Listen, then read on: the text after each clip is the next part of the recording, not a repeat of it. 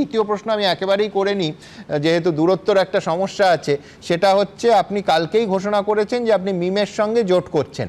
আপনার সিকিউরিটি অফিসাররাও সব হায়দ্রাবাদ থেকে আসছে। আমি বলছি, কোথাও কি মানে হায়দ্রাবাদের ওপর খুব বেশি ভরসা করছেন? মানে মিমের মতো এজেন্সিও বেছেছেন হায়দ্রাবাদ থেকে? কলকাতাতেও তো পেশাদার এজেন্সি ছিল, সুরক্ষা দিতে পারতেন সেখান থেকে।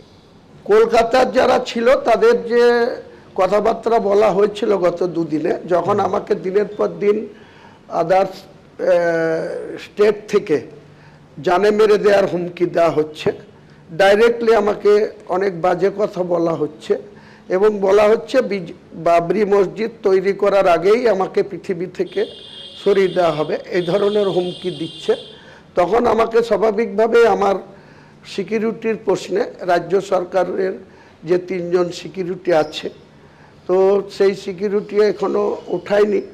আমি নিশ্চয়ই রাজ্য সরকারের কাছে কৃতজ্ঞতা জানাবো মুখ্যমন্ত্রীকে বা পুলিশ মন্ত্রী হিসাবে, যেহেতু আমার সিকিউরিটি উড্র হয়নি।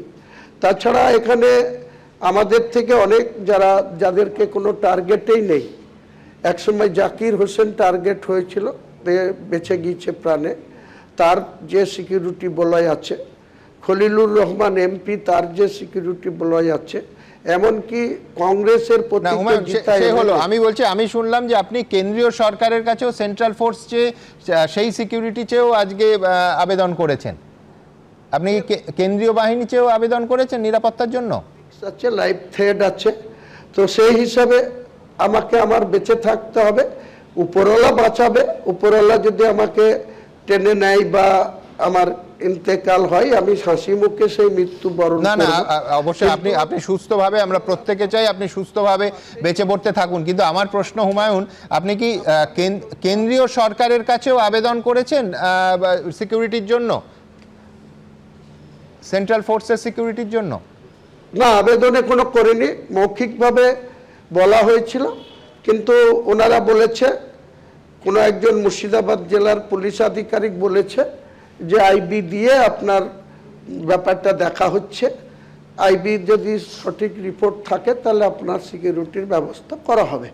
তা বলেছি ঠিক আছে, আপনারা দেখুন, ওনাদের উপরে আমার ভরসা আছে, আস্থা আছে। ওনারা এখান থেকে আমি একটা রাজনীতির প্রশ্নে আছি হুমায়ুন, সেটা হচ্ছে 2021-এ মিম এ রাজ্যে বিশেষ সুবিধে করতে পারেনি, তার কারণ বলা হয় তাদের কোনো লোকাল ফেস ছিল না। এবার কি আপনি সেই ফেস? আমি দেখছিলাম আপনি বলছিলেন, আজকেই বোধহয় বলছিলেন, যে আপনার মিমকে দরকার নেই, মিমেরই আপনাকে দরকার। তো আপনাদের জোটটা কি মানে মোটামুটি ঠিক হয়ে গেছে? দেখুন, এই ব্যাপারে আমি আপনাকে এক্ষুনি কিছু বলবো না। একজন মিমের মুখপাত্র কোনো মিডিয়ায় রিয়াকশন দিয়েছে যে উনি নাকি আমাদের মতো ব্যক্তির সঙ্গে ওনার দল কোনো রকম সম্পর্ক রাখতে ইচ্ছুক নয়। আমার কাছে যা তথ্য আছে, সেই ব্যক্তিরই কোনো গুরুত্ব আজকের দিনে আসাদুল্লাহ ওয়াইসি সাহেবের কাছে বা তার দলের নেতৃবর্গের কাছে ওনার কোনো গুরুত্ব নেই, অথচ উনি কারো কথায় আমাকে এই ধরনের কথা বলেছে। সময় কথা বলবে কে কার সঙ্গে থাকবে, আমার সঙ্গে কে থাকবে, আমি কার সঙ্গে থাকব। 22 তারিখের পরে আপনি পরিষ্কারভাবে রাজ্যের মানুষকে, দেশের মানুষকে, ভারতবর্ষের রাজনৈতিক সম্মানীয় ব্যক্তিবর্গকে আমি ওপেন করে দেব যে আমার আগামী দিনে কর্মসূচি। হ্যাঁ হুমায়ুন, আপনি বলেছিলেন এর আগে যে এমএলএ পদটা, যে আপনি নৈতিকতার একটা উদাহরণ রেখে বিধায়ক পদটা ছেড়ে দেবেন। আমি বলছি, তারপরে আপনি জানালেন যে বিধায়ক পদ আপনি ছাড়ছেন না। এটা তো নিজের অবস্থানেই আপনি একটা বদল করলেন। আমি বিধায়ক পদ 17 তারিখে ছেড়ে দেবো বলেছিলাম। 17 তারিখে বিধানসভায় একটা স্ট্যান্ডিং কমিটি, একটা না দুটো, আমি পাওয়ার কমিটিতে আছি, যেখানে মেটিয়াবুরুজের এমএলএ আব্দুল খালেক মোল্লা চেয়ারম্যান পাওয়ারে, আর আমি আছি পিএলডি চেয়ারম্যান। পিএলডিতে 20 জন মেম্বার, পাওয়ারে 15 জন মেম্বার নিয়ে পাওয়ার কমিটি, আর 20 জন মেম্বার নিয়ে আমার পিএলডি কমিটি। আর একটা বড় কমিটি আছে পাবলিক অ্যাকাউন্ট কমিটি, যেখানে ওই সুমন কাঞ্জিলাল চেয়ারম্যান আছে আলিপুরদুয়ারের। তো আমার ওই কমিটিতে 12 জন বিজেপির বিধায়ক আছে। আমি ওই দিনকে মিটিং করে তারপরেই দুপুরের পরে আমার বিধায়ক পদ আমি মাননীয় স্পিকার সাহেবের ঘরে গিয়ে রিজাইন করে দিতাম।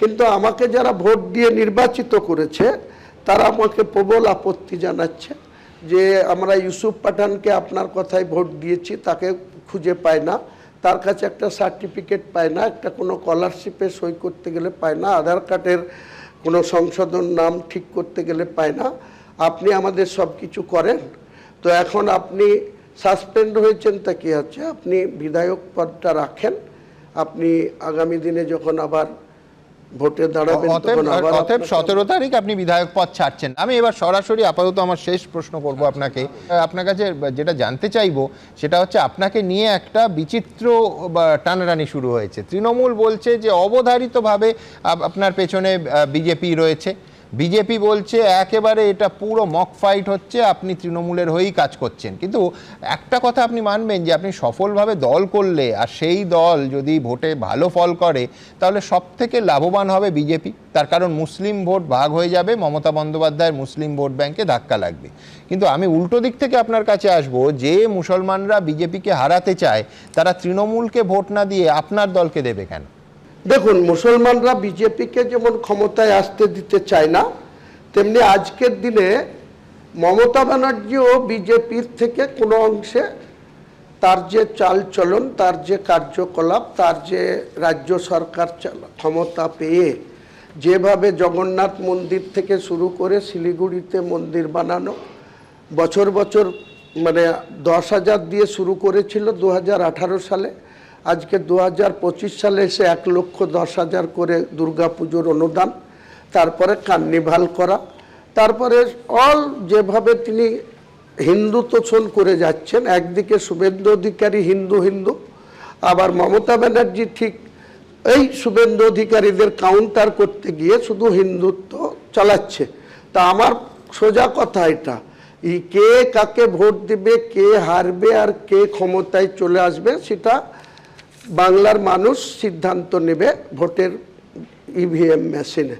তাতে গুজরাটে 25 বছর ধরে বিজেপি ক্ষমতায় থাকলে সেখানকার 18-19% মুসলমানদের যখন বেঁচে আছে, তাই এখানে শুধু জুজুর ভয় দেখিয়ে মমতা ব্যানার্জি মুসলমানদেরকে ভয় দেখাবে, বিজেপি চলে আসবে, বিজেপি চলে আসবে। বিজেপি বাঘ না ভাল্লুক, দেশ চালাচ্ছে, 19টা রাজ্য চালাচ্ছে, উড়িষ্যা চালাচ্ছে, আসাম চালাচ্ছে, ছত্তিশগড় চালাচ্ছে, রাজস্থান চালাচ্ছে, উত্তরপ্রদেশ চালাচ্ছে, মধ্যপ্রদেশ চালাচ্ছে।